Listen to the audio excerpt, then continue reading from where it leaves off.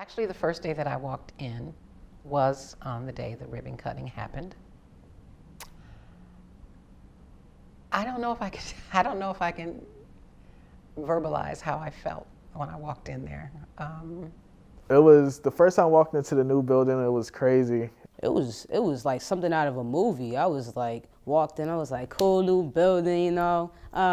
It just was like unbelievable. It was a dream come true.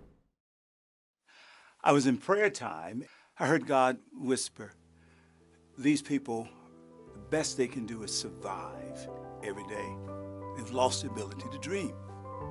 I want you and RPC to use your faith to help them to dream again.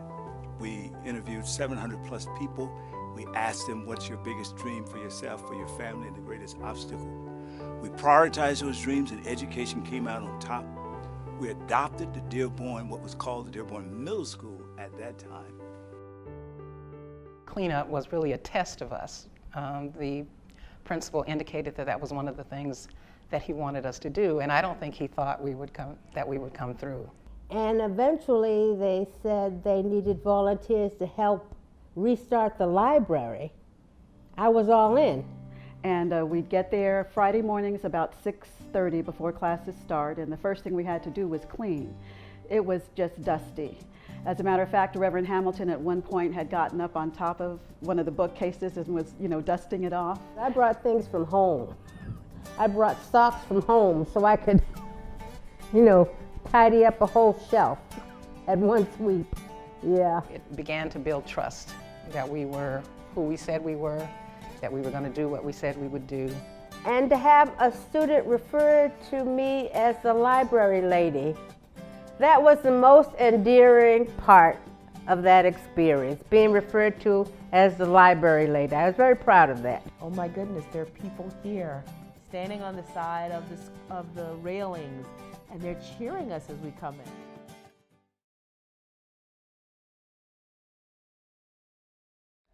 We just walked her through the building and showed her where, there was broken windows, and there was seemingly mold in some places and leaks in other places. And she is just flabbergasted by what's just happened. And within literally the week, there's like patchwork happening at the Dearborn, the wall that was crumbling, and I think Elaine's classroom, Miss Miller's classroom, starts to get repaired.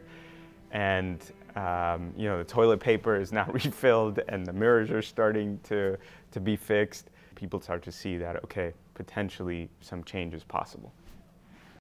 Particularly GBIO had a really difficult relationship with Mayor Menino.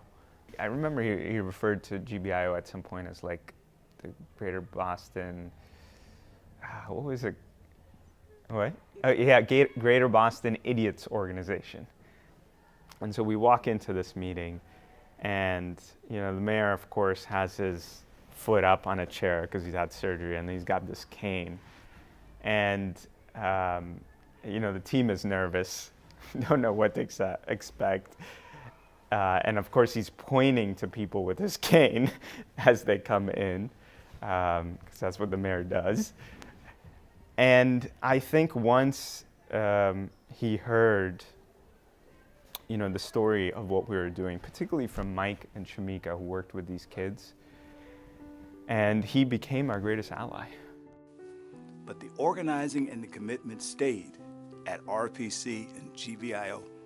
Pastor Liz Walker, my successor, led an effort to raise another $75 million, and tonight you guys are sitting in a dream fulfilled. This was not just a school, that this was a school that was part of the community, and it had community support. The politicians realized that they had to answer to that power. That's God. There isn't anything, any government, anything that could match what God can do. $70 million in this community, that's God. That is God. I don't know. What's next? What's next, Sheila? Street to street, door to door, knocking on houses.